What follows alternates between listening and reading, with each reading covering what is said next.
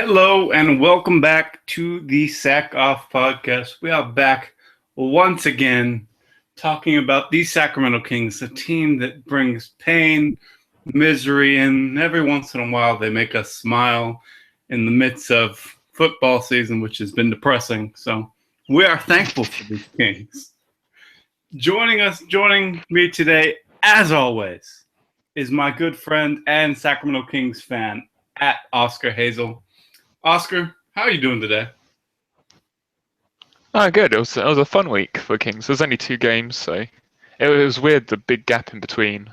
That wasn't that much fun, but the games were good. Other than the last couple of minutes of the next game were pretty stressful. And then I guess there's been kind of like all the Rondo stuff that. I guess it was first. It was like the prize. The suspension came so late. Then you heard what the suspension was, or like why it came late, and then it's like, why is it only 1 game? And now it's just become like a media fail to apologize, almost. So we won't spend too much time on that. I think it's just As we did a really terrible thing. Everything that needed to be said about what happened has been said, so there's no need to rehash it. So we'll be the few people that actually talk about what the Kings do on the court, at least for a bit, before we get into trades. And we'll probably be more realistic than any other place you see talking about trades. Because none of them will include DeMarcus Cousins. Or Chad Ford talking about trading Will Cauley-Stein. Oh yeah, that one was funny. Because that's what the Kings need is a third big and another one that can't play with DeMarcus Cousins. You don't want to keep the one big that can play with DeMarcus Cousins around. That just makes no sense. None. Why would you want them to be successful? Yeah. I think just for some people, like, the Kings are a way to just make certain trades work, and it's like, oh, they're crazy. So that's the reason they might do it. Yep. Which is literally, they defy logic, so I don't need to use it. But anyway, let's start the Utah game. That was like really fun. I think that where Utah even up after that first, I don't think Utah were up at all after the third quarter. I think Kings led it the whole way. It got pretty tight at the beginning of the third quarter, but I think this was like the best the Kings have looked all year. And it's against a pretty good defensive team. Obviously, them missing Rudy Gobert hurts them quite a lot, but they're still not bad. And maybe it helps they don't have a point guard, and that kind of helps the Kings a lot in terms of no one can really punish Rondo defensively. And they just weren't, the Jazz weren't hitting threes, which really helped because the Kings weren't defending the 3-point line. So maybe the Kings just need to play lots of teams that can't shoot three-pointers, and that's kind of the key to success. What was your take from the? Well, first of all, I love your idea about playing teams that can't shoot threes. I think with our weakness, that would be a helping hand. So I don't know, call up Adam Silver, maybe arrange that. That would be great. But yeah, just looking at this game, I mean, DeMarcus Cousins, we've talked a lot about him. He's starting to look a little bit better with the health, but I mean, still. He didn't look good this game, still. He's still not boogie, but I feel like just slowly there's more signs of him starting to get better. He just has, like, really doesn't have much lift. I think the Knicks game, he looked a little bit more explosive, particularly those kind of like post moves on Kristaps, but then defensively, he's just not there, and he like looks tired as well. But he's playing a lot of minutes. Hopefully, this kind of like week of only helps him a bit, and like just like get some rest. We'll see. But I didn't think he looked that good this game. But he didn't really need to be good. Rudy had a really good game though. He's normally struggled against Gordon Hayward and came out the better. I think Hayward scored more at the end of the game, but I think Rudy, like early on in the game, like he was part of reason for that. At this point, lead to start the game, and like him and Caspi playing together. I think when you look at like the on-offs, and there's obviously a lot of noise in like the two-person on-offs, but the top four in terms of like plus minus or Caspi and someone else. So he's like, he could be an interesting guy when Willie Colley-Stein's back, and maybe we'll talk about this when trades is maybe you keep Caspi in the starting lineup. Willie has been his best playing with Cousins, and the Kings' best defensive units are when Cousins and Willie are on the court together, when one of those two are off, or when they're like playing on their own, they're not good. So that's kind of like interesting, but maybe when there's more stability with a lineup, you kind of work out, and that's partly because like Cousins and Willie have both like really defined roles defensively, whereas maybe when they're fitted in with another front court partner, that maybe those rules aren't so defined. He's playing small ball, and with Cousins, he's been playing out on the perimeter, then he's got to change to be playing in the paint. There's like a different dynamic. And when Cousins is playing with Kufos, like what do they switch? Who goes out? There seems to be lots of miscommunication on kind of who's doing what defensively.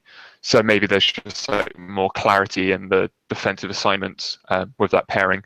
So that's kind of something that's kind of interesting. Ben had a really good start to the game as well, and then they didn't use him at all. Which is becoming a recurring theme, just not using Macklemore. There's some things going on here that we talk about and keeps happening. It's a little disheartening, just a little bit.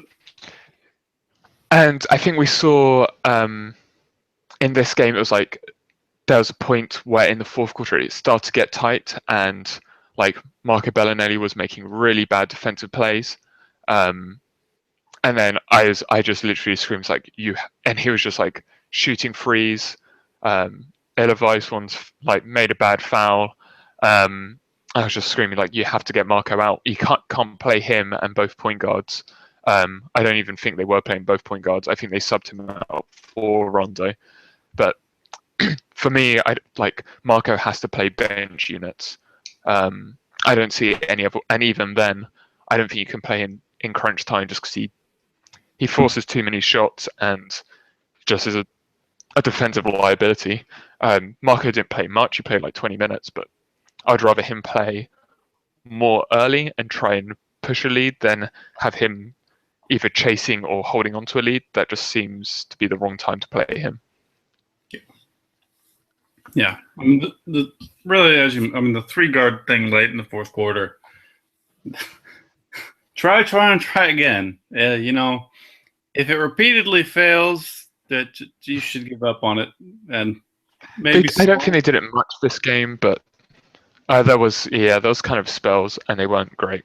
It was more in the first half. They went for the 3 guards.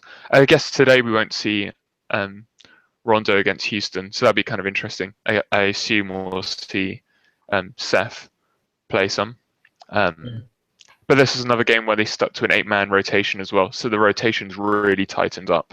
So that's kind of interesting as well. At least that's like, maybe that's something that came from the meeting, was like, stop just like playing every single person when you feel like it, like try and have some stability. So that, to me, that's like promising that, okay, these are like the 9 guys I trust when Willie Colley-Stein's healthy.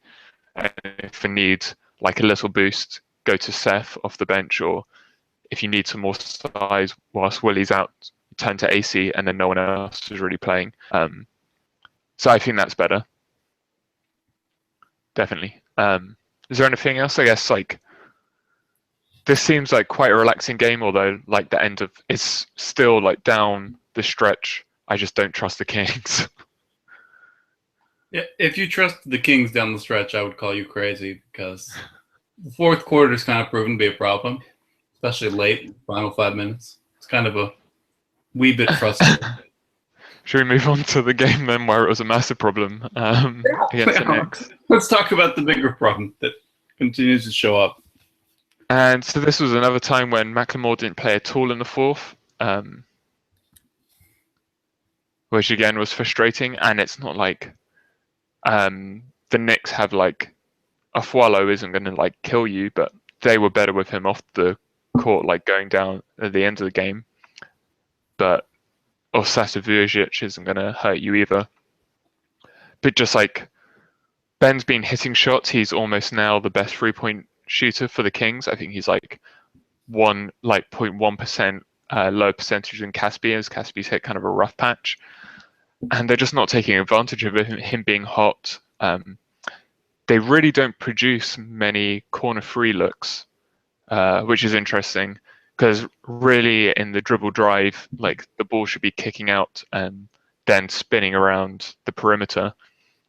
I think read some stat where it was like Rudy Gay passes out of a drive 5% of the time. So that's one issue, is the person who likes to drive, Rudy, doesn't like to pass, and that's kind of like the key of a dribble drive is when you drive and you get to the free throw line, if there's 2-3 defenders in the paint, you're meant to kick it back out to the perimeter, whereas Rudy, just his nature is to force a tough shot. He's been slightly better at that, but he's still like passing up open threes. I didn't think Rudy had a great game this game offensively, but defensively he was pretty good. He kept Carmelo in pretty good stead. And I guess the best thing with this in terms of like the first half of the game is Caspi absolutely owned Porzingis, and that was really fun. And then as soon as the Knicks played Porzingis where he should be maybe play center, he kind of gave Cousins some issues defensively at least, but it was maybe a bit too late for the Knicks by then. Or they didn't really go to him as well. If they had gone to him, I think the Knicks would have probably won that game. And not just that last possession, but like earlier in that fourth quarter. Yeah. Was there anything other before we touch on the fourth quarter that stood out to you that game? I mean, like the third quarter again, they looked great. Even the second quarter as well at times. Rondo had that incredible pass, like the around the back bounce pass. That was just amazing. I think that was or was that the Utah game? I can't recall. No, that was the Knicks game. Okay, that was just incredible. Rondo also and the dunk as well. Yeah, the dunk was great. I didn't know he could jump that high. He said it was his first dunk in 3 years, like not in practice, anything. Wow. So I've got my new challenge now is to make sure I can dunk later in my life than Rondo. I haven't dunked for 3 months, so I better dunk soon and just make sure I keep on par with Rondo. I thought Bellinelli and Kufos really struggled this game, which is kind of interesting that Bellinelli didn't even play 20 minutes and Ben McLemore only played 23. So that's kind of a worry that they're trusting too much the 2-point guards, even though it clearly doesn't work.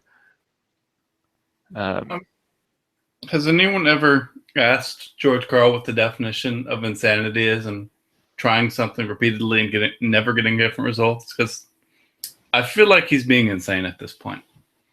I mean, I guess this is the times he used it was like down the stretch, and his reasoning is he wants the best decision makers on the court. I guess you can caveat that with we saw some bad decision making by both of them. Yep. So that's kind of a worry. And just quick, they were minus 13 that pairing in the second half. So that's not great either. They were plus 7 in the first half. So maybe it's in terms of like teams clamp down more in the paint. They want to give up less to DeMarcus Cousins. Rondo's shooting pretty well from the 3-point line, but teams aren't respecting that. And he's shooting like 50% from wide open and then like 30% from open. So he's shooting when he's wide open. He's not, if they defend him, he can't hit that shot. But maybe he looks more confident, like his free throw percentage is getting better. I actually loved what Karl did when Rondo was getting hacked in that Dallas game, and then and it was like an off the ball foul, and so they could assign whoever they want to take the free throws, and Karl let Rondo take them. and Rondo hit both of them. I thought that was a great move. That's the best coaching we've seen all year, and that's like us. And like Carl's talked about hacking as like a psychological weapon. So he like approaches that in the right mentality, and I think he won that psychological battle in terms of like hacking Rondo. But the issue is if you're scared that Rondo's going to get hacked in the last 2 minutes of the game, so he's playing off ball, the spacing's just awful. And what's the point of having like a bad defensive point guard on the court who can't shoot and you can't have the ball in his hand? Like, I guess the best you're getting is he rebounds well for the position, but if he's really playing two guard, he probably still rebounds well for a two guard. But yeah, it's not great. So I still kind of struggle with Rondo in the clutch. I think it just forces a really congested court and makes the offense much harder. Was there anything else from this game you want to touch on, or should we get into talking about like some ways in which, like we saw early in this game, Boogie have like more opportunities in the post, and then as the game went on, they lessened. So I kind of want to show like one action which the Kings could use that they use already, but it's like the next step in the progression of that play to get a post look for Boogie. But is there like anything else before that you wanted to touch on? I mean, it's stuff we're talking about every week. McLemore not being involved in the fourth, not even seeing the court in the fourth quarter. The three-guard lineup, just Rondo being out there in the clutch situation, final minute situations. As frustrating and poorly as it works, it still keeps happening. So I don't know. It's like arguing with the wall sometimes. It's just nothing's gonna happen. And maybe like Carl's talked about like 10, 15 game spells of things, and like we're almost at the 25 game mark. I think we are after this game. Maybe, yeah, I think it's after this game. It's the 25 game mark. So maybe then, or maybe even this like 4 game gap, maybe helps. Like, okay, we've tried these things. It's not really worked. Maybe that open dialogue between Rondo, Boogie, and Carl helps that. But I doubt Rondo having a large voice in the decision making will end up with Rondo not playing fourth quarters. So maybe he'll play without Collison. But we'll see. Maybe Collison like has to be traded. I guess there's kind of like some variables, but I don't know if you want to trade Collison with not having Rondo locked up, and then you have kind of like no future at that position. So there's a lot of variables. I don't want to trade Collison for the fact that if it happens, Rondo's going to be playing 48 minutes a game. Yeah. I guess you'd be trying to get a point guard back, but then who do you get back? Maybe Schroeder, someone like that. But I don't know if that kind of works. He is my basketball bae. I love him. He's not playing that great, but I know there was like lots of rumors about him. Sacramento in the off season, yeah. But I'll see if this screen share works. Oh.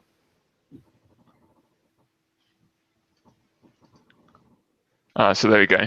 So this is on NBA.com. When you go to individual players, you can look at their movement on particular plays. So this is kind of like a nice way to like have a bird's eye view of a play and then look at kind of like how it stresses the defense. So you see like Marco Bellinelli's down here in the corner. I think this is coming off transition. So this is kind of the floppy action that pretty much most of Marco Bellinelli's looks come off. So the bigs come down, set screens here, and he comes off here on a screen and normally shoots from this area or a free. Which to kind of, I think this example he actually pump fakes. But so kind of see this, that's Ben McLemore there is trying to come off the screen. So then the second action of this can be Ben McLemore then comes up here. And if there's the shot's taken away here, the ball can go back up to the point guard and then back down to the next progression. But there's one thing the Bucks do, and quite a lot of other teams is, we'll see. So there's a pump fake, as you can see the ball goes up. So the defender passes, and then Marco took the shot here, but that's a way in which you get post position within the offense. Doesn't see what the shot clock is, which is a shame, but it's like quick possession, and that's like good post position for DeMarcus. And you're not seeing the issues that happened late in this game where the point guards couldn't get to DeMarcus Cousins because either they were fronting or that they weren't giving any. They just had like arms all around him, so it's hard to get the ball into DeMarcus Cousins. He's fronting his defender. He's got good position in the post, and that's like easy points for Boogie.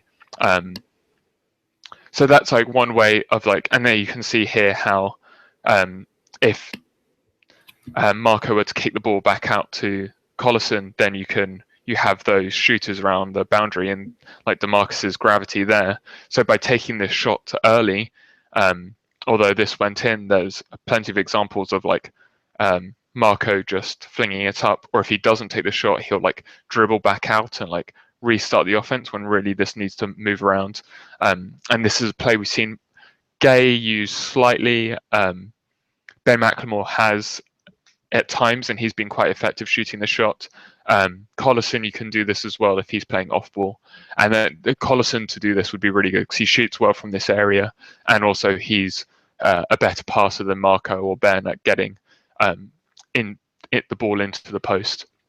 So that's kind of like one example where you're not changing the offense, but you're just evolving it. So maybe this was something that will happen anyway when like Marco's reined in a bit more and asked not to take as many shots.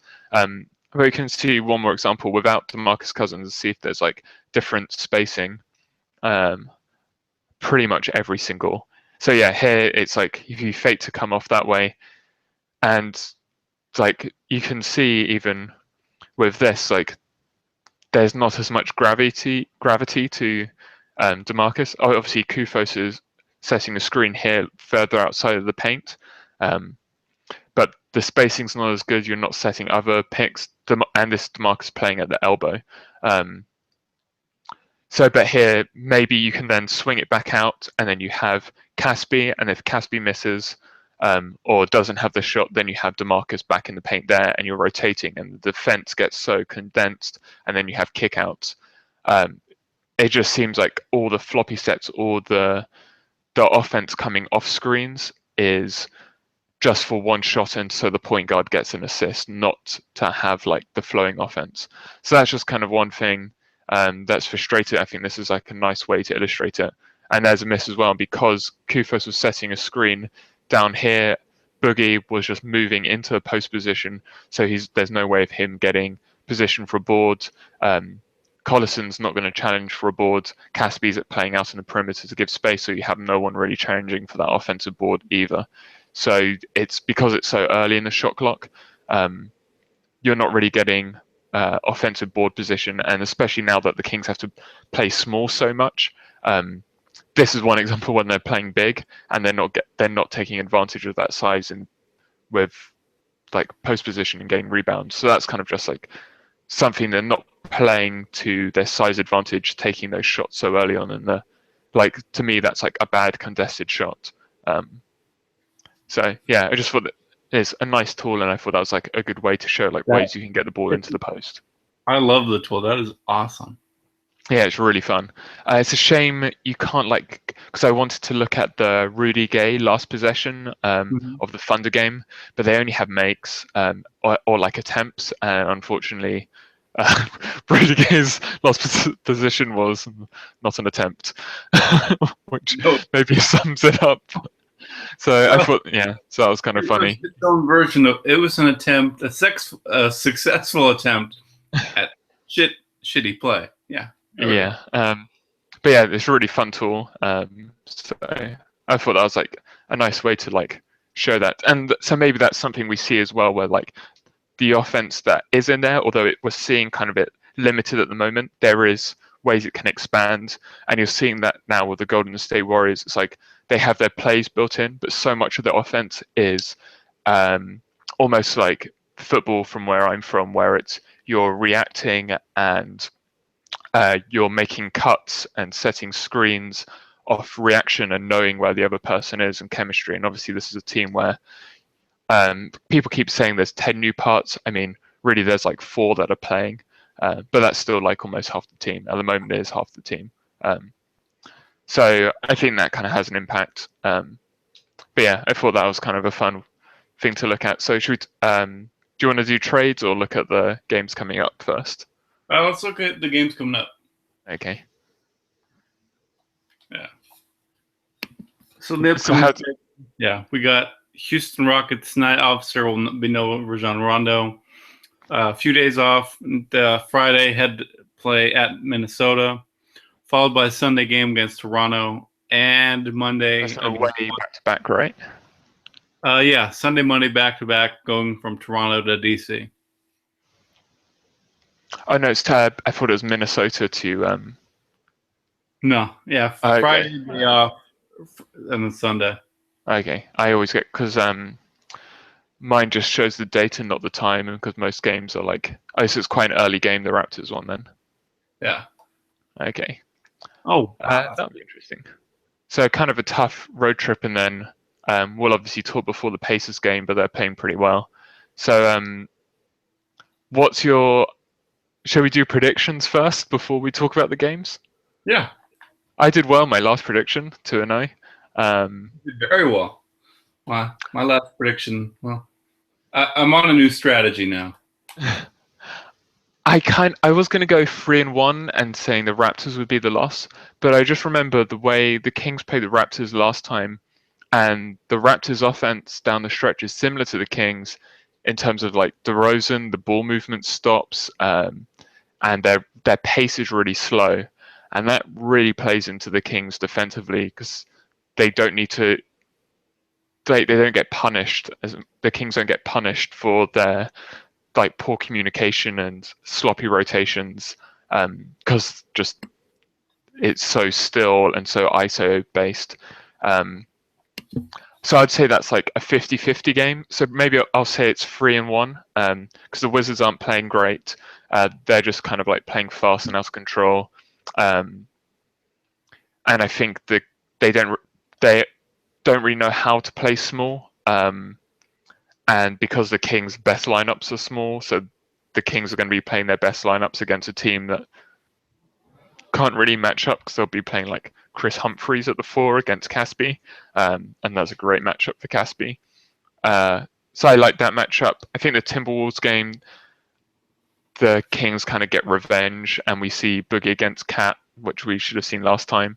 So I think that's like a revenge game, and like generally kind of the Kings Minnesota series, they feel like they go like 50-50. So the Timberwolves got one at home for the Kings, so I've got a feeling the Kings will want to win that one. And tonight with the Rockets, them coming off a back-to-back, although that didn't work out great for the Kings last time, but I think maybe Rondo not playing kind of helps. DC is going to have his hair on fire, wanting to like make a stand for playing on his own more, having the ball more. So that's kind of my feel. I'm guessing you're going to go 0-4 just for fear of. Well, you know, it would be. I can't go that crazy, so instead, Okay. I'll go 1-3, hoping for a 3-1 trip. The one win, the one win I'm going to say comes against Toronto. I think, as you said, Kings match up against them pretty well. Something. I think that's the team, as you mentioned, just matching it really well. And I think a lot of things that Kings can do. Boogie can have a good game and getting himself back in shape. Not back in shape. I'm sorry, that was a Charles Barkley moment there. Just get healthy, just get healthy. You know, just because obviously all the injuries and stuff. Just get healthy. And so that I think with more time we'll be able to get that. So I think 1-3 with losses to Houston. I think they're going to dominate us. Minnesota, I think it will be close. And then the Wizards game, coming off it'll be back-to-back traveling. And the game's within like 24 hours. So I'm going to say from Toronto to DC, they'll drop the one against Washington. Should we talk about kind of the West at the moment? 'Cause the Kings have the third best winning streak in the West, partly because lots of teams have lost lately, including the Warriors. So the Spurs have won 3, the Thunder have won 5, and then the Kings are tied with the Nuggets and the Clippers. So the fact they're tied with the Nuggets probably speaks volume to the unimportance of that stat. But I think it just shows like the West isn't pulling away. Like the Jazz are the 8th seed and they've won 10 games. So if the Kings win today, they won't be the 8th seed, but they'll be like a game behind the Trailblazers and the Suns, who are 11 and 15. So I mean, it's interesting. Like as bad as the year's been for the Kings, that I mean, I think they're probably in a better position to make the playoffs than I thought they would be if you had told me DeMarcus Cousins had missed 8 games. To start the year, I would never have thought the Kings would be in a position to still like contemplate playoffs. So I mean that's like promising. And that Timberwolves game like is almost like a swing game, because if they beat the Timberwolves, then they go ahead of them in the standings. So if they win today, they go ahead of. They'll still be behind the Nuggets because the Nuggets have played less games, but they would go ahead of the Timberwolves, I think. And then so if they beat them again, then yeah, they'll keep rising. It's like the Jazz have hit a pretty big slump with Gobert going down. So to me, it's kind of between the Suns and the Kings to make that 8th seed now that the Jazz are struggling. I think they've lost 3 in a row. And then I think the Mavericks still going to come down to earth. So they'll be kind of in that range. And like, who knows what will happen with the Rockets with like Howard being upset, that maybe hurts them as well. But I mean, the Rockets have been good the last 10 games. I think they're 7-3. So this is maybe a good time for the Kings to see them when they back to back and they had a loss last night. But yeah, I think it's like, I think if you had only watched the Kings and no one else, you'd thought they'd be buried in the water. But the West is so open at the bottom. Yeah. I mean, as the games have gone on, as I told you, I was like, well, playoff aspirations are dead. And you look at the NBA standings and, it's the old Eastern Conference. Wonderful. And yeah, it's almost this week's been like perfect for the Kings. They've just won and everyone else has lost and played more games. So it's kind of like, it's more like the middle of the West is coming down to the Kings. So yeah, that kind of helps. Although like most of the teams are like 4 and 6 around them, but I think the Kings are on like the opposite trajectory to most teams. Like the Nuggets, Timberwolves, and Trailblazers, I think they're all on a downward trajectory in terms of like they're playing their best basketball, whereas the Kings haven't yet. And the Kings have a longer winning streak than the Golden State Warriors. Well, we'll see how long that lasts. How long do you think that will last? You clearly think it won't last like 4.5 hours. So I think that'll last I'll go back to what's the Kings' schedule. I think the Kings can get, because Kyle was talking about this as well, it's like getting through December, like that's their tough schedule, and then they want to get onto like the Kings play the Warriors the 29th of December, so their winning streak will end then. So they will go 8 and I think they'll go 8-game winning streak. Maybe they'll lose to the Pacers as well. That's going to be pretty tough. But I think they'll beat the Trailblazers. Then they get, at least after the Warriors game, they get the Sixers on New Year's Eve. So they're not going to mail that one in. Or is it? Yeah. So that would be fun. I'm just ready for the Kobe game, January 7th. Okay, yeah, that should be. I mean, Kobe might be dead by then. Traded. Realistically, with the winning streak, they could be the. I do think they're one of the teams that could beat the Warriors as well, just because they haven't answered to the small ball lineup, which is DeMarcus Cousins. As like, you can't defend Draymond with DeMarcus Cousins. Yeah. So that kind of hurts. And like for most teams, it's like going small. You're playing what you're not playing as your optimal lineup. Whereas I think small ball is, as long as it's not two guards, is the optimal lineup for the Kings. Maybe Willie Colley Steiners, but then he can play small on the perimeter, so that kind of helps. Yeah. And just you never know. The Bucks aren't playing well, and they beat the Golden State Warriors. So there you go. That was a fun game. Yeah, it was really fun. Should we do some trades then? Yes, let's open up the wonderful NBA trade machine so we can be contract compliant. How do you want to do it? Should we go through just which players we think are likely to be traded, should be traded, and then we'll try and find trades for them? Yeah, we can do that. Focus on King specific things to go with. Yeah. So for me, the guys I would want to take off the trade block that I think are untradeable, DeMarcus Cousins, obviously, and then I don't think you're trading Rudy Gay or Rondo, and the reason why you can't retrade Rudy Gay is because the effect that has on Rondo. So I think those three are tied together. Same with Caspi. I don't think you can trade him. So those are the four I think are off the table in terms of trading. Is that fair to say? That's absolutely fair to say. I mean, and that's like a chemistry thing as well. It's like there was always part of me that wondered if you could trade Rudy Gay, but given the chemistry and his ties to Rondo, you can't. It's just not possible. Yeah.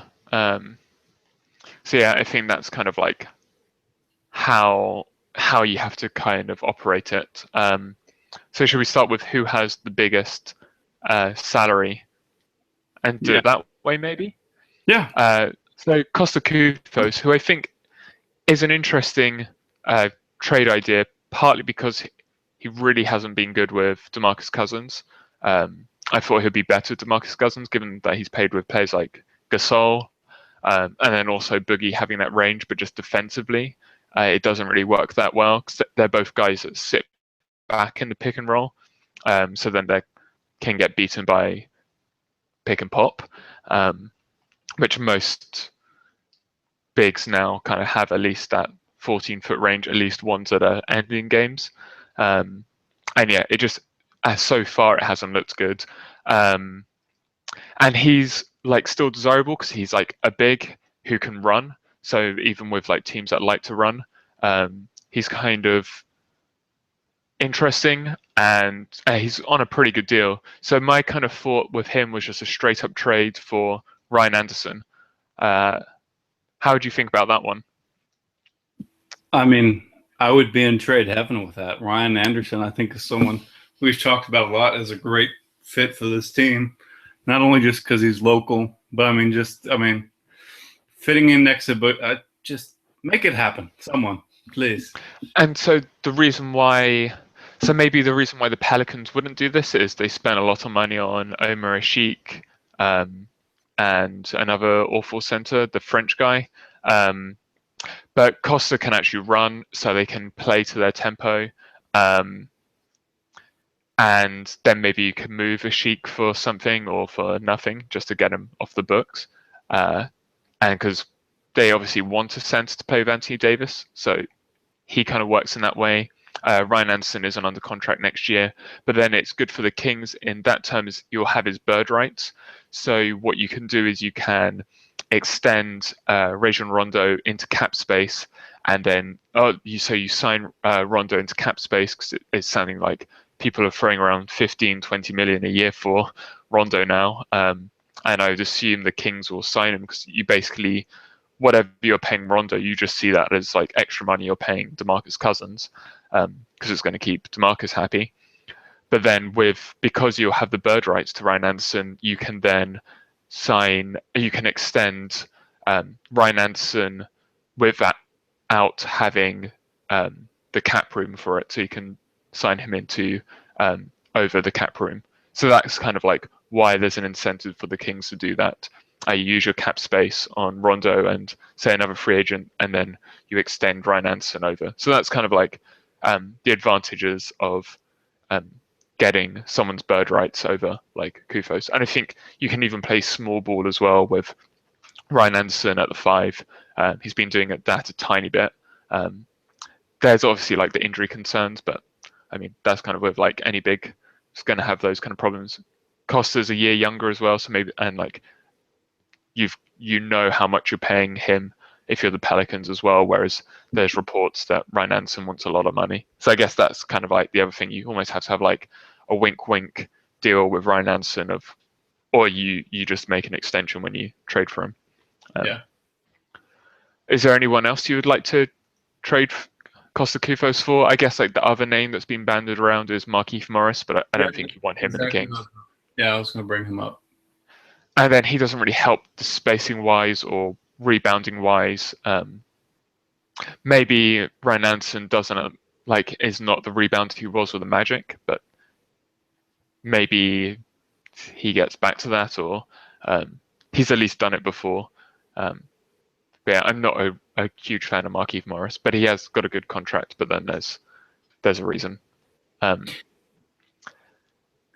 Is there any other kind of I guess like Koufos is like a mid-range? Is there some like a combo deal with Koufos and someone? I mean, one thing I was going to bring up, given George Karl not using him as much as he should, and potentially just what he's shown on the court, I think his value would be pretty good. I still like him, but just for maybe potential bigger trade, Ben McLemore. Yeah, I guess the issue with Ben McLemore is his PER is really bad. So I think he's almost at his lowest value at the moment. I would rather trade Marco Bellinelli than Ben McLemore because I think Marco's playing worse, is worse defensively, shooting worse. Just gets What are you going to get for Marco though? I guess you've got to look at the team, right? So who needs everyone needs shooting. I guess Memphis. They're a team everyone knows needs shooting. Maybe you go. Let's see if this works. I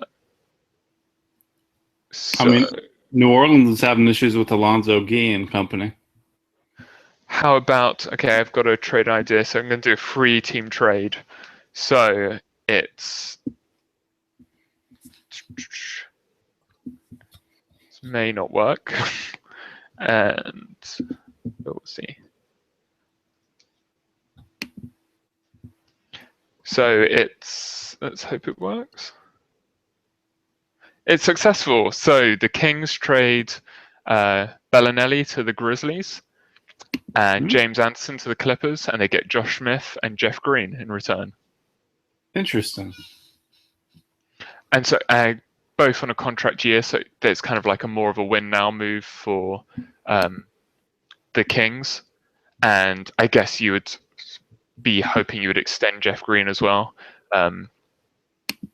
Yeah, I think you would obviously be, then you're kind of, with that, you're maybe marrying yourself to playing 2 point guards a lot because you're getting rid of a point guard, shooting guard, and Jeff Green's playing more small forward, but then you can, especially with Willie Cauley-Stein not playing much or being hurt at the moment, you can play Josh Smith at the 4 as well, and so you don't need to go to those 2 center looks or like Boogie and Koufos together. And then you also, the advantage of Josh Smith is you're getting another playmaker as well. So that kind of is nice. There may have to be I would imagine there would be a Clippers pick going to the Grizzly as well as part of that deal. But that's something where the Grizzlies would probably like that, the gang shooting, and with you can play Conley and Bellinelli together, and that kind of works.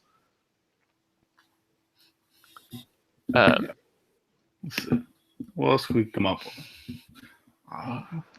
I guess James Anderson just straight up for Josh Smith. That works as well. Yeah, well, I mean, James Anderson has no role on this team. If we can get something for him, it's an upgrade from what he's been. You're just hoping that the Clippers hate Josh Smith enough that they're willing to basically give him up for free. I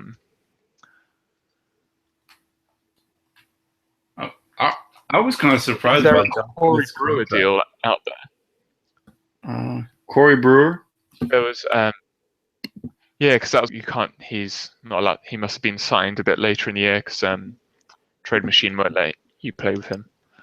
So that's a shame. And he's quite a lot of money, so you'd probably be looking at Costa Kufos for Brewer, which I don't think you do. Maybe if you get Clint Capella and you give up, yeah, that one's tough. Maybe Corey Brewer and Terrence Jones for Costa Kufos, and maybe that's like a deal that happens if the Houston have got like a bigger deal in mind with Dwight Howard. So maybe that's something you do, or you. But yeah, I'm not that sure with that. Can you think of any other deals centered around? Is there something with maybe thinking of someone who's expiring? Evan Fournier. There was a report he wanted plus of 10 million extension. So that gets expensive, but maybe you do Fournier and let's think what that might probably work. I don't think you can do Fournier for Bellinelli. Oh, you can, but I don't think you want to do that. Just because you're then basically paying even more for. Yeah, I don't know. I think that's a dead hole. I can't really think of any more trades.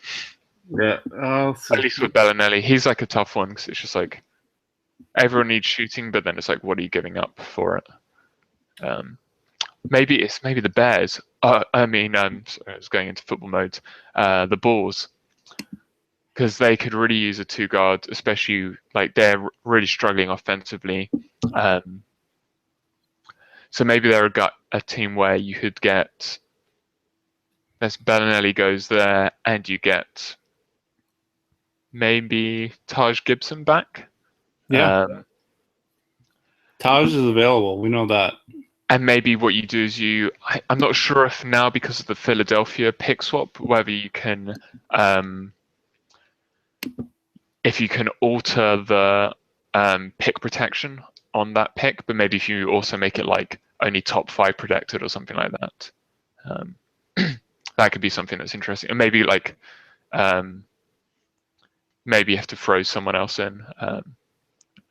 Or what about the throwing Costa Kufos and the Kings get Tony Snell as well? Let's try that. That one failed.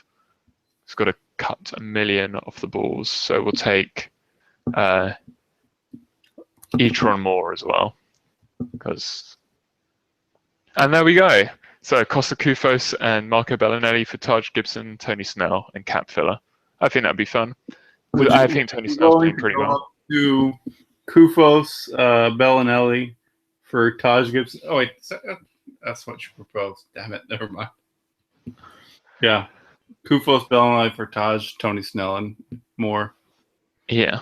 So that would be maybe that works. Let me add. Maybe if Chicago calls asking you about Ben McLemore. Personally, I don't. But I'm probably higher on Ben McLemore than most people. So I wouldn't. What would I want for Ben McLemore? Yeah. From Chicago. Correct. I would want probably looking at Mirotic and Snell. Oh no, Bobby Portis and Snell, something like that. I love Bobby Portis, but even then, I think like when I looked at like position averages, like Ben McLemore is an average shooting guard, and he's like not being played to his strengths. So I think when you're trading McLemore at the position now, you're losing whichever trade. So maybe Mirotic, you're not losing that trade, but then I don't think the Bulls make that trade. So that's kind of the issue. If I'm putting you in the what are areas you're looking to address this soft season? Wing defense. Wing defense and like sorting out like the big rotation. So wing defense, because I think the shooting's good now. That's been kind of an issue for a long time. The shooting's looking pretty good now, but they can't stop anyone on the wing. So it's a wing defender, preferably someone that can defend 2s and 3s, but has a bit more length than Macklemore. So you're looking at like a 6'7" guy, or like a 6'6" guy with length.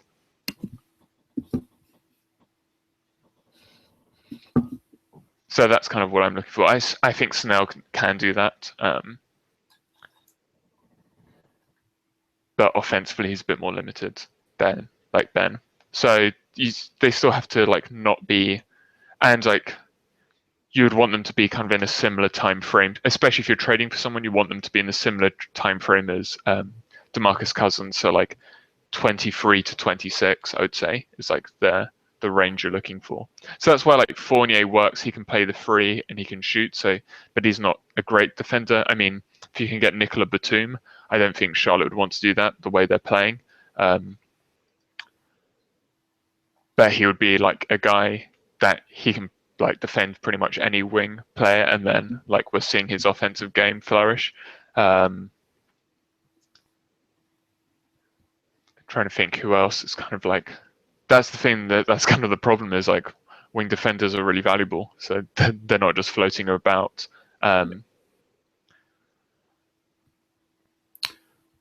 Maybe looking like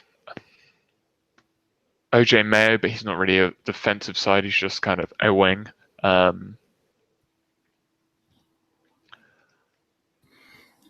So yeah, it's tough. Maybe like I can't really think of any. Also, Porter Jr. If ooh, that would be fun. I would. But what do you give up? I think that's a deal where you probably have to give up Ben McLemore. But then why are they doing that when they're about to give max money to Bradley Beal? Yeah. So maybe that's one where it's like Collison. So let's go for this. Shall we finish with? I'm going to try and make a three-way trade with Atlanta. So Atlanta and Washington. So Otto Porter to the Kings, Collison to the Wizards. So they go for their second attempt to try and use a Kings backup to be better. And then where is Atlanta? A, the beginning of the alphabet, so that would help. And then you get Schroeder going to the Kings. And you're making my dreams come true. I appreciate that. Now, how do we operate this? So we need to give someone. So maybe this gets tough. Maybe we get Kelly Oubre to the Hawks and or should we give Ben McLemore to the Hawks and the Kings get Kelly Oubre? But then that's a lot the Kings are giving up. Getting Otto Porter, Kelly Oubre, and Schroeder for Collison and McLemore. Let's see if that works. I don't even know if this works. It doesn't. What change do we have to make? $500,000. So Leroy Patterson goes to the Wiz. Yeah. And then it works.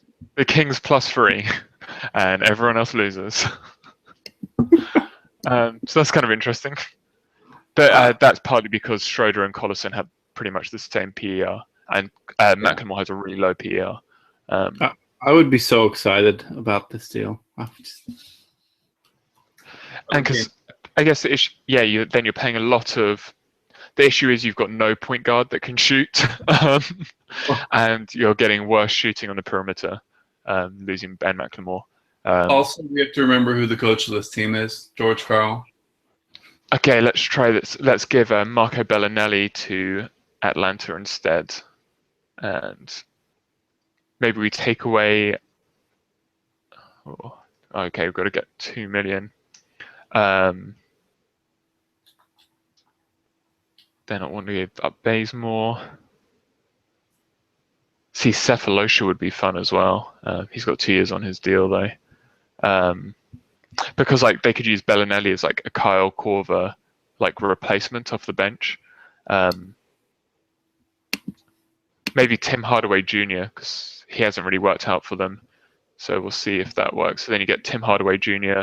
as your shooting guard. Damn, still need to 500,000. So we'll give Drew Holiday as well he can go to the Sixers. And it works. If a trade doesn't work, as much as we joke about just using the Kings to facilitate trades, I think 500,000 you can give to the Sixers, and that's fine. They'll always do that for a second-round pick. So there we go. Kings +3. They get Tim Hardaway Jr. as a shooting guard, Otto Porter Jr. as a free, Schroeder as a point guard, and they give up Bellinelli and Collison.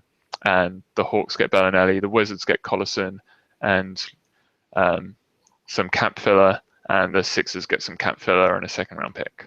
There you go. The Kings are happy. Yeah, and I think like the Wizards, I think will be happy with that as well. Getting Collison for maybe, I mean, Otto Porter's been good, so maybe they're not that happy. But if they're looking to try and chase Durant, maybe having a second point guard is more valuable than having someone that plays the position Durant plays. So, who knows? I mean, Otto Porter was a high up pick, so maybe he's worth a bit more than that. But it's not like he's been playing great, so I don't know. But yeah, I thought that would be a fun. And then, like, I guess Atlanta, would they want to give up Schroeder? Maybe they need to get something better in return. Maybe they get Ramon Sessions as well. Although that's unfair. No, we won't do that. I don't know how you make them better. They can have Kelly Oubre, whatever. Maybe they do that then, because they like taking projects, and so their project goes from Tim Hardaway Jr. to Kelly Oubre. But anyway, is there any more trades? I think we've kind of rambled on. Like, it's hard to find like trades for Collison because he's on such a good deal. Yeah. I'm just. But that's also helps. That would be another reason why a team would want to take him on, because his deal's so good. You can get like a better player, a younger player, because like $5 million a year for 2 years of Collison's really good. Tarasev wants out of Brooklyn. Well, that's not a surprise. Yeah. All right, so I'm just. No, I'll leave it. But I think Josh Smith for James Anderson, that's like the easy trade I'd like. Yeah. I think that makes the Kings better. You get even bigger core of like people that like Rondo. And it would just be kind of fun. And I think you need more playmaking on the bench as well. I think that's key. We'll be on national TV more. I'm not too bothered about that. I don't think the Kings play very well on national TV. Like, they didn't really know what to do with all the timeouts against the next game. Oh, I just meant for the entertainment factor. Okay. At least then we'll get more authentic trade rumors for DeMarcus Cousins as more people watch him. Yeah, there we go. Yeah. Oh, God. Should we leave it at that then? Yeah. And at least we've got a game tonight. Feels like it's been so long. It's 3 hours now. Yeah. So taking on drinking. Darren Collison, how much do you think he does? Obviously, much he's gonna be looking to prove himself. Get more minutes, everything. How well do you think he does tonight? I think he probably has like his most assists because he won't be looking for his shot as much, and that's kind of something that we've seen him more playing like how he did with the Clippers, where he's looking for his shot more than he's creating. So I think we'll see him driving to the rim more. And his defensively, his intensity has been really good, picking up guys in the half court and making it hard for teams to get into their offense. So it'll be interesting to see like if he carries over that intensity to start off the game, or if that's always been, whether that's been like an adjustment. It's like, okay, we'll bring in Collison to like make it harder on the defense.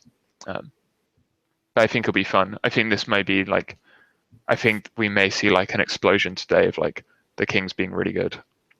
Oh, I'm intrigued. Partly because I kind of get frustrated by watching Rondo. As like great as like the highlights are, like defensively he's really bad, and just the offense is like really stagnant. I just don't like the sets. The Rondo contract's been good for Sacramento in that he's given them more than they probably expected, but there's still some bad that just makes you slam your head into the wall repeatedly. And the Kings look the best in transition, where it's like someone else is bringing up the ball, and then like that's when the Kings have looked their best, is when it's not a point guard bringing the ball up, or it's not Marco Bellinelli bringing the ball up. It's someone else, because straight away the ball's getting thrown to the elbow, then it's moving around. So that's kind of interesting. Like maybe the Kings need to go to like the issue with this is they don't really have playmakers or like guys with good handles or good passes at other positions, but they look more fluid, and maybe that's why, because like they're playing within their limitations more, and letting other guys create. But yeah, maybe they should go to the Jazz where they don't play a point guard as well. Yeah, I doubt that's going to happen, considering they won't even play with one point guard when it clearly looks better. They're not going to play with none. But oh well. And they didn't do that with Rondo out as well. And fairness, like the problem with that though is they gave the ball to Marco Bellinelli, who's worse than a point guard, like worse than our point guards. So he hogs the ball and isn't good. So he's like the worst guy to then give the point guard duties over to. It's sad that I hate Marco Bellinelli now. It's kind of sad. No, I was really excited about him, but he's not the Spurs Marco Bellinelli. He's this awful Kings version. Yeah. So. And speaking of the Spurs, Ray McCallum, who was such a great pickup for San Antonio, he's down in the D League. McCallum in the D League. Nick Scouser shooting worse free throw percentage than DeMarcus Cousins and Rondo. I mean, Rondo's like our third best free point shooter. Hey, see, they're all open. Nick Scouser set a career high in blocks the other night. And what with one? Might have been two.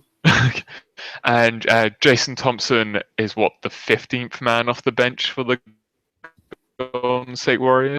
Carl Landry was even getting sent down to the D League to have rehab with the Sixers. Yeah. How amazing is that? Like the Sixers. The Warriors found a fan to cover for him.